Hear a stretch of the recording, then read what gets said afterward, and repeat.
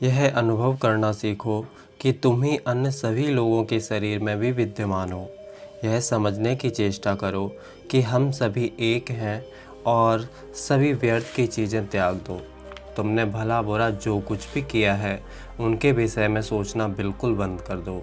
उन सबको थू थू करके उड़ा दो। जो कुछ कर चुके सो कर चुके। अंधविश्वासों को दूर कर दो।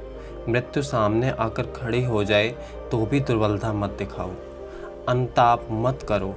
पहले जो कुछ तुमने किया है उसे लेकर माथापच्ची मत करो। इतना ही नहीं बल्कि तुमने जो कुछ अच्छे काम भी किए हैं उन्हें भी स्मृति पथ से दूर हटा दो। आज़ाद बनो। दुर्बल कापुरुष और अज्ञ व्यक्ति कभी भी आत्मलाभ नहीं कर सकते। तुम किसी भी कर्म के फल को नष्ट नहीं कर सकते। फल अवश्य ही प्राप्त होगा, अतः साहसी होकर उसके सामने डटे रहो। पर सावधान, दोबारा फिर वैसे कार्य मत करना।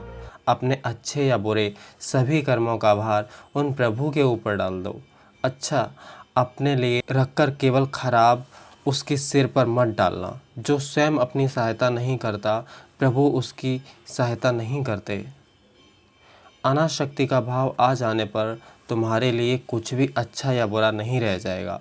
केवल स्वार्थपरता के कारण तुम्हें अच्छाई या बुराई दिख रही है। यह बात समझना बड़ा कठिन है, परंतु धीरे धीरे समझ सकोगे कि संसार की कोई भी वस्तु तुम्हारे ऊपर तब तक प्रभाव नहीं डाल सकती जब तक कि तुम स्वयं ही उसे अपना प्रभाव ना डालने दो।